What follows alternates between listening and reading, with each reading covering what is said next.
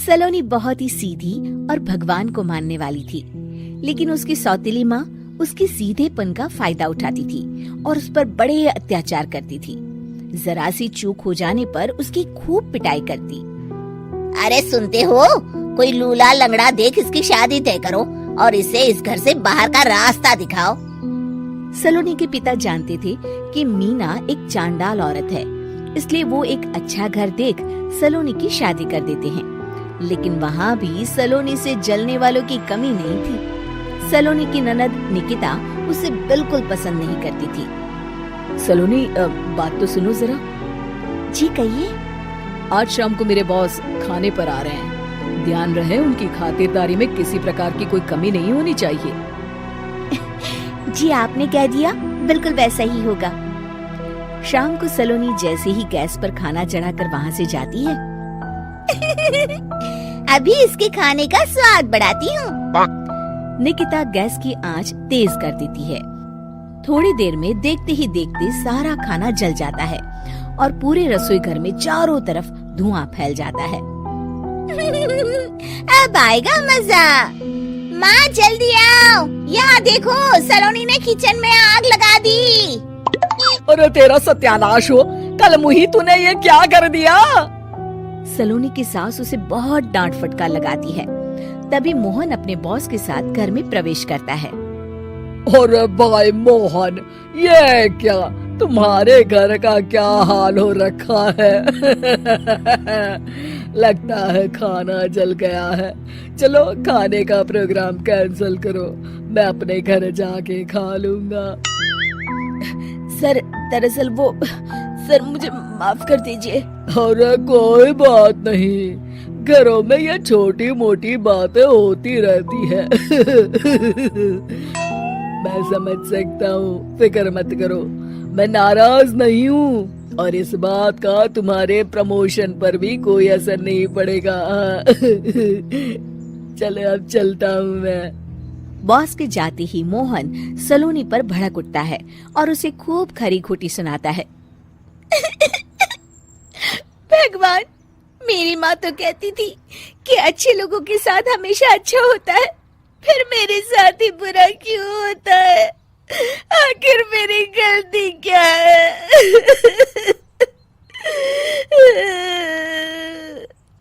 तभी आकाशवाणी होती है। बेटी, अब तुम्हें कोई दुख नहीं दे पाएगा। तुम्हारा बुरा सोचने वाले के मन की सारी बातें तुम पहले ही जान जाओगी। अगले दिन सलोनी निकिता को चाय देने उसके कमरे में जाती है। तब निकिता के मन में कुछ बातें चल रही थी। कल तो मैंने सिर्फ खाना जलाया था, अब तू देखती जा सलोनी, तेरा इस घर में जीना हराम कर दूंगी। अच्छा, तो ये बात है, अब इसे सबक सिखाना ही पड़ेगा। कुछ दिनों के बाद, सलोनी, मेरे कपड़े जल्दी से प्रेस कर दो, ऑफिस के लिए देर हो रही है। सलोनी मोहन के कपड़ों के पास प्रेस गर्म होने के लिए रख देती है और अपने कमरे में चली जाती है। तभी हॉल में निकिता आती है। सलोनी चुपके से उसे देख रही होती है। आज अगर मैंने ये कपड़े जला दिए तब तो पक्का मेरा भाई इस सलोनी की बच्ची को धक्के मार के घर से बाहर निकाल देगा। अरे तू क्या मुझे निकलवाएगी? महादेव है मेरे साथ। ठहर जा निकिता, आज तो तेरी खैर नहीं। सलोनी अपने पति मोहन को बुला लाती है और निकिता की सारी करतूत दिखाने लगती है। निकिता गर्म प्रेस मोहन के कपड़ों पर रखकर अपने कमरे में चली जाती है। मेरी बहन इतनी बड़ी चालबाज निकलेगी, मैंने तो सोचा ही नहीं था। मुझे माफ कर दो सलोनी, मैं तुम्हें गलत समझ रहा था। मोहन निकिता को बुलाकर उसे खूब डांट फटकार लगाता है। उस दिन के बाद से सलोनी की जिंदगी पूरी तरह बदल जाती है। सलोनी हर किसी के मन की बात सुन लेती थी। दूसरी तरफ निकिता का कोई भी दांव सलोनी पर नहीं चलता था और आखिरकार वो भी सलोनी के आगे घुटने टेक देती है।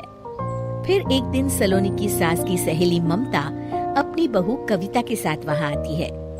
कविता मन ही मन कहती है, अरे ये बुढ़िया पागल है जो मुझे यहाँ लेके आ गई।